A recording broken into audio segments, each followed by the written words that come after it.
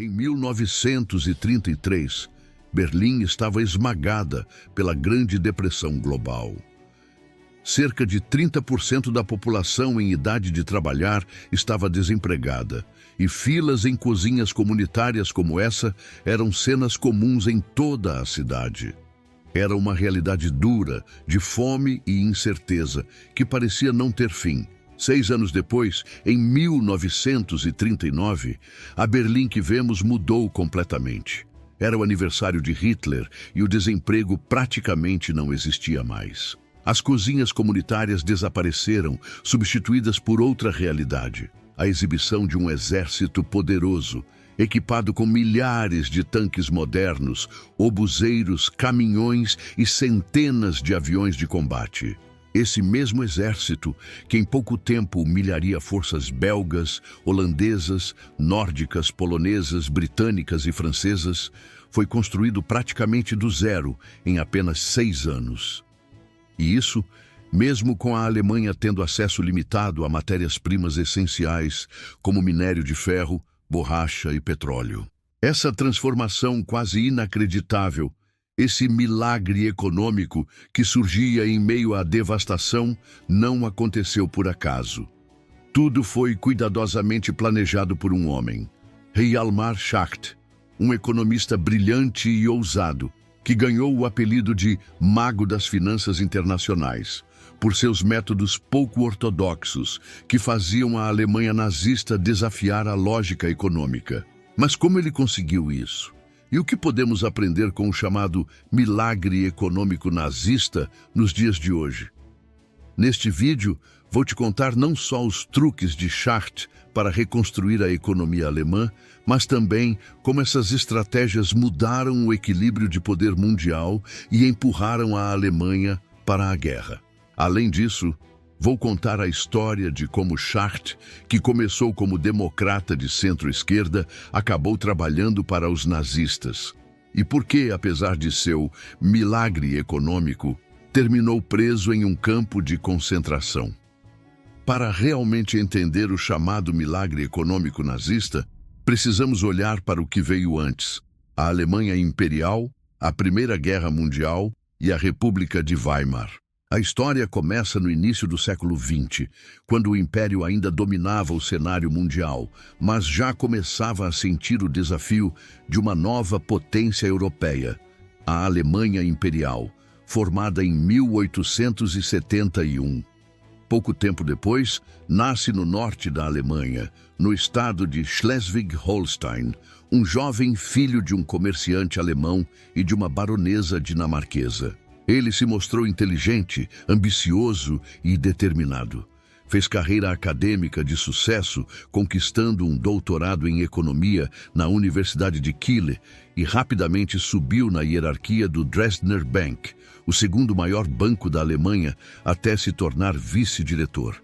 Quando a Primeira Guerra Mundial começou, Schacht, nacionalista convicto, atuou brevemente como consultor financeiro das forças alemãs, ocupando a Bélgica. No início de 1918, parecia que a Alemanha ainda podia vencer, mas sua economia de guerra tinha um problema fatal: a falta de recursos naturais essenciais, como petróleo, borracha e minério de ferro.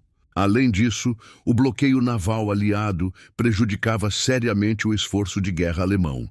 Mas o problema real surgiu quando uma série de más colheitas causou escassez de alimentos, que não podia ser compensada por importações devido ao bloqueio. Como resultado, o povo alemão se rebelou em 1918, derrubando o Kaiser e encerrando a era do Império Alemão. Surge então a República de Weimar, nomeada a partir da cidade onde sua Constituição foi redigida. Com o fim da guerra, Schacht retornou à carreira civil de banqueiro e agora, em uma Alemanha democrática, também começou a se envolver na política. Tornou-se membro fundador do Partido Democrático Alemão, de centro-esquerda, que depois se fundiu com o Partido Popular Alemão. Mais tarde, ele seria convocado para ajudar a combater a hiperinflação que assolava o país. Hoje muita gente lembra da República de Weimar por causa da famosa hiperinflação de 1923, quando o dinheiro alemão praticamente perdeu todo o seu valor. Mas o que poucos sabem é que o problema não surgiu porque o Banco Central não entendia de economia. Na verdade, o governo recorria à máquina de imprimir dinheiro porque enfrentava dois problemas gigantescos que poderiam arruinar a economia de qualquer jeito. O primeiro era uma crise internacional de pagamentos. O Banco Central estava ficando sem reservas de moeda estrangeira, como ouro ou dólares, necessárias para importar matérias-primas. No início da década de 1920, a dinâmica era clara. A Reichsbank só obtinha moeda estrangeira com exportações, repassava essas moedas para importadores e gerava lucros em investimentos externos. Ficar sem reservas significava o colapso da indústria, pois não haveria como comprar insumos essenciais. O Tratado de Versalhes, assinado para encerrar a guerra, agravou ainda mais a situação. Ele reduziu os ganhos com exportações, já que a frota mercante alemã foi perseguida pelos britânicos e tropas francesas e belgas ocuparam o coração industrial da Alemanha, o Ruhr. Além disso, o tratado aumentou a necessidade de importações ao tirar da Alemanha territórios ricos em recursos e ainda impôs reparações em moeda estrangeira, equivalentes a cerca de 2,5% do PIB alemão. A economia teórica sugeriria três soluções: exportar muito mais, dar calote nas reparações ou cortar drasticamente as importações. Mas nenhuma era fácil ou viável.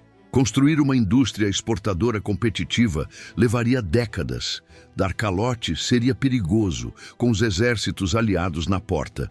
E cortar importações por conta própria devastaria a indústria, já dependente de ferro, petróleo, borracha e outros metais. Para piorar, a Alemanha ainda enfrentava outra crise, uma enorme dívida de guerra com seu próprio povo. Enquanto a França financiou a guerra principalmente com impostos, o Kaiser alemão pegou empréstimos de seus cidadãos. A República de Weimar herdou essa dívida gigantesca e as escolhas eram duras: austeridade extrema ou calote total. Sem boas alternativas, o governo recorreu à impressão de dinheiro.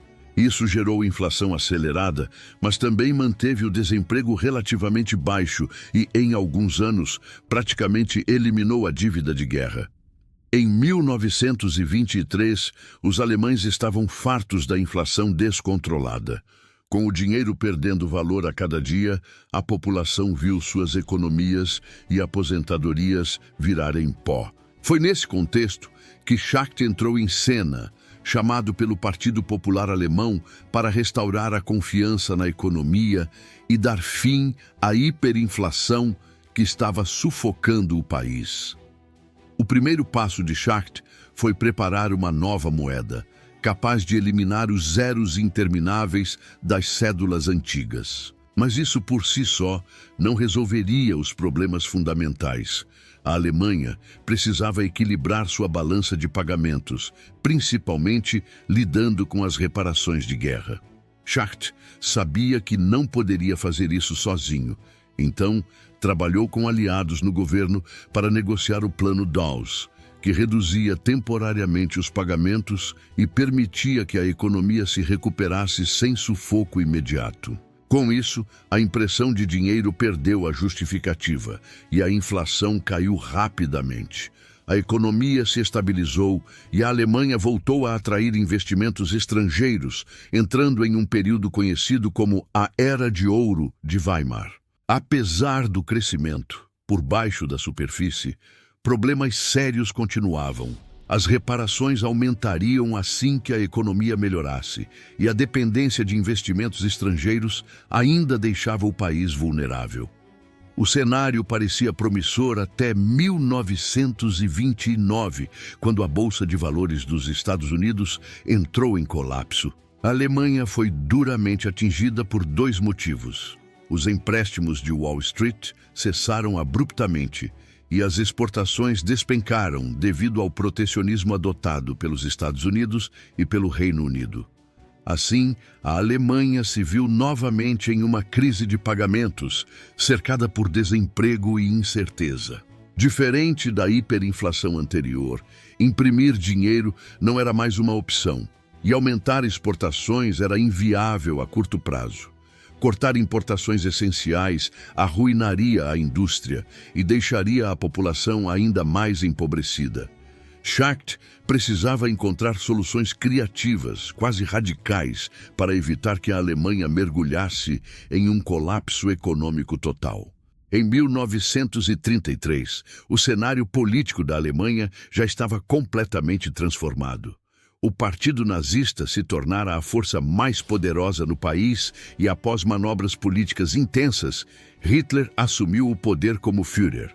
Para colocar seu plano de rearmamento e reconstrução em prática, ele trouxe Schacht de volta, agora como presidente do Reichsbank e ministro da Economia. Schacht, ao assumir, enfrentou 3 enormes desafios. Primeiro, precisava colocar milhões de alemães desempregados de volta ao trabalho. Segundo, Hitler exigia a criação de um exército gigantesco, totalmente moderno. E terceiro, a Alemanha ainda enfrentava o mesmo problema crônico da balança de pagamentos, que já havia derrubado a economia de Weimar 2 vezes. A Reichsbank perdia cerca de 400 milhões de marcos em reservas de moeda estrangeira todos os anos, principalmente por causa de dívidas passadas. Ao mesmo tempo, os alemães importavam cerca de 4,2 bilhões de marcos em produtos, enquanto exportavam apenas 4,8 bilhões. Construir um exército moderno significaria aumentar ainda mais essas importações. E ainda assim, Schacht conseguiu dar um jeito. Em poucos anos, as filas das cozinhas comunitárias desapareceram.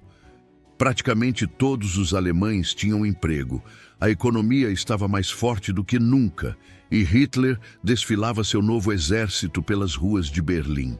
Tanques, caminhões, obuseiros e aviões modernos eram fabricados com matérias-primas importadas, como ferro, borracha e alumínio. Mas a população parecia não perceber o quão delicada era a engenharia econômica por trás disso. O milagre econômico alemão era impressionante, mas não um milagre de verdade. A economia dos Estados Unidos, por exemplo, conseguiu resultados semelhantes por meios convencionais. O que tornava Schacht especial era que ele conseguiu atingir 3 objetivos quase impossíveis ao mesmo tempo: recuperação rápida do emprego, construção de um exército moderno e controle da inflação e da balança de pagamentos. Para alcançar esse feito quase impossível, Schacht usou 8 ferramentas econômicas, altamente pouco convencionais, que lhe renderam o apelido de Mago das Finanças Internacionais. A primeira foi o chamado gasto deficitário oculto. Inspirado em parte pelo New Deal de Roosevelt nos Estados Unidos, Schacht criou o Neuer Plan, um plano de investimento governamental que inicialmente parecia focar em obras públicas, mas que rapidamente se voltou quase totalmente para a indústria militar. Para esconder o aumento maciço de gastos com armamento, ele criou uma empresa de fachada chamada Metallurgische Gesellschaft, que fazia pedidos enormes para indústrias alemãs. No papel, era uma empresa privada que pagava com títulos, mas Schacht garantia que esses títulos poderiam ser vendidos ao Reichsbank. Assim, o governo podia investir enormes quantias em armamento sem que isso aparecesse oficialmente nos números.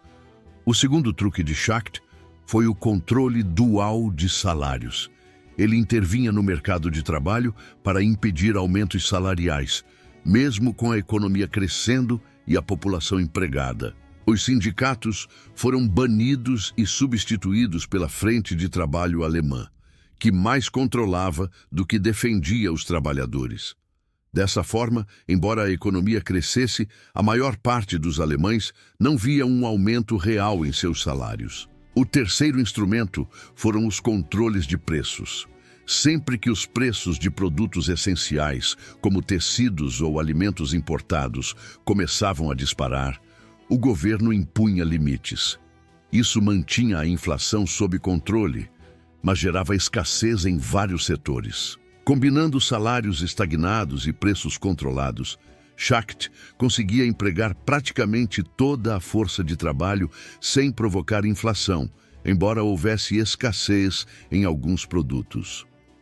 O quarto recurso foi a criação de cotas de distribuição de recursos estratégicos. Setores como aço e carvão passaram a receber recursos de acordo com decisões burocráticas, direcionando o que era essencial para a indústria militar e deixando o setor civil em segundo plano. Junto com isso, Schacht ainda lidava com a crônica crise de pagamentos da Alemanha, controlando importações e gerenciando dívidas estratégicas, garantindo que o país tivesse os recursos necessários para sustentar seu crescimento militar sem entrar em colapso econômico. O quinto truque de Schacht foi o calote seletivo em dívidas externas. Ele anunciou que a Alemanha não pagaria mais algumas de suas obrigações com credores estrangeiros, especialmente com os Estados Unidos. Isso causou choque internacional. Mas Schacht calculou que, devido à Grande Depressão, havia poucas chances de alguém emprestar dinheiro à Alemanha naquele momento. Com isso, ele ganhou tempo para reorganizar a economia sem colapsar imediatamente. O sexto instrumento foram os controles de capital. Importadores alemães não podiam mais acessar livremente as reservas em moeda estrangeira. Precisavam justificar cada transação e obter aprovação do Reichsbank. Isso permitiu que Schacht limitasse importações excessivas e preservasse as reservas estrangeiras para setores estratégicos, como armamentos e combustível, essenciais para o rearmamento e para manter o emprego elevado.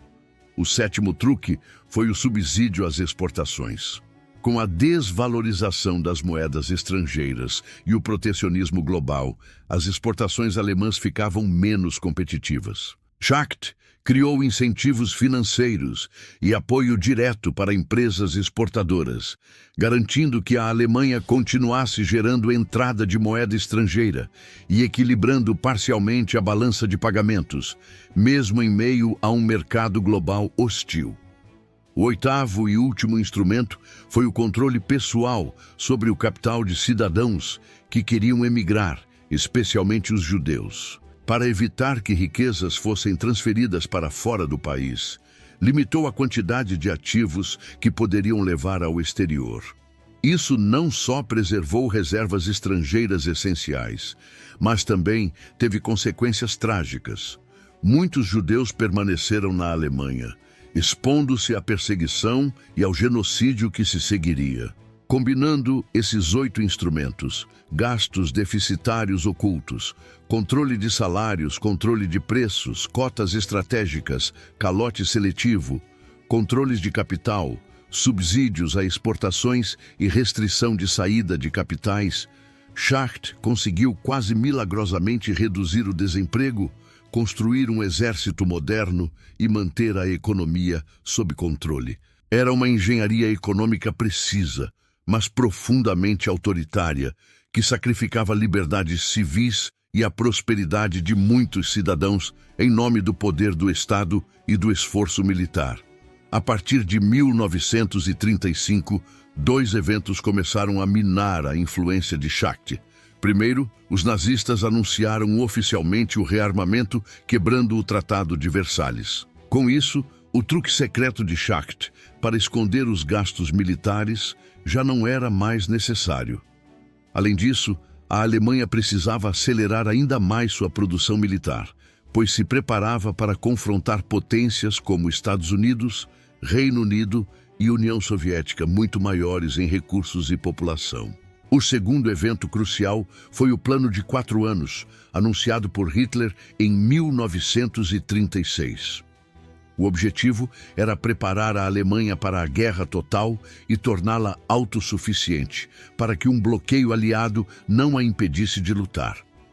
Hermann Göring foi colocado acima de Schacht, assumindo autoridade direta sobre economia, defesa e agricultura. Isso reduziu drasticamente o poder do economista, já que o plano exigia expansão militar a qualquer custo. Schacht tentou alertar Hitler sobre os riscos de um excesso de gastos e sobrecarregar a economia, mas suas preocupações foram ignoradas. Hitler acreditava que o conflito com os Estados Unidos era inevitável e que a Alemanha precisava estar pronta, mesmo que isso significasse ultrapassar os limites econômicos. Percebendo que não teria mais autonomia, Schacht renunciou ao cargo de ministro da Economia em 1937, embora tenha permanecido como presidente do Reichsbank por algum tempo. Mesmo fora do ministério, Schacht ainda usou alguns de seus métodos para sustentar a economia nazista. Negociou com países menores do leste europeu por recursos estratégicos, como o petróleo da Romênia, e supervisionou a apropriação de reservas e recursos da Áustria após o Anschluss de 1938. Essas ações ajudaram a prolongar a expansão militar alemã, mas já sem a mesma autonomia e visão estratégica que ele possuía anteriormente. O fim de sua história na Alemanha nazista não seria pacífico. Em 1944, a Gestapo prendeu Schacht por suposta participação em um complô para assassinar Hitler. Ele passou o resto da guerra em um campo de concentração, sendo libertado apenas pelos soldados aliados. Depois, enfrentou julgamento em Nuremberg ao lado de outros líderes nazistas, mas não foi condenado por crimes de guerra. Cumpriu 8 anos de trabalhos forçados em um tribunal de desnazificação, sendo liberado em 1948 e, posteriormente, reconstruindo sua vida como banqueiro e consultor financeiro internacional. O milagre econômico nazista, embora impressionante, teve um custo humano inimaginável. O emprego voltou, a indústria militar cresceu e a Alemanha parecia forte.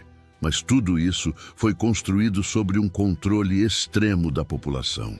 A escassez artificial de bens, exploração de recursos estrangeiros e políticas que prepararam o país para a guerra e o genocídio. Milhões de vidas seriam destruídas, e grande parte desse desastre teve raízes nas decisões econômicas cuidadosamente planejadas por Schacht e pelos nazistas. Schacht, que começara sua carreira como um liberal, acabou se tornando parte desse mecanismo de poder, usando toda a sua genialidade econômica para sustentar um regime brutal. Seu talento permitiu que a Alemanha superasse limitações de recursos e contornasse crises financeiras históricas. Mas a moralidade das escolhas que fez ficou profundamente manchada. É um lembrete de que a economia não é apenas números e gráficos. Decisões financeiras podem ter consequências devastadoras para a sociedade. Hoje, refletir sobre a história de Schacht nos mostra como políticas econômicas podem ser poderosas, tanto para reconstruir uma economia, quanto para manipular e oprimir. Governos, economistas e cidadãos precisam estar atentos ao equilíbrio entre crescimento econômico e direitos humanos. O passado da Alemanha nazista é um alerta cruel sobre o que acontece quando a eficiência econômica é colocada acima da ética e da liberdade. E aqui vai uma pergunta para você refletir. Até que ponto vale a pena sacrificar liberdade individual e transparência em nome de crescimento econômico ou poder militar? A história de Schacht mostra que os resultados podem parecer milagrosos à primeira vista, mas por trás deles sempre existem escolhas que afetam vidas humanas de maneira profunda. Se você quer continuar explorando histórias fascinantes de economia e história mundial, não esqueça de curtir o vídeo, se inscrever no canal e deixar seu comentário respondendo à pergunta: você acha que um milagre econômico pode realmente valer o preço pago pela população? Sua opinião é muito importante e queremos saber o que você pensa. Até o próximo vídeo.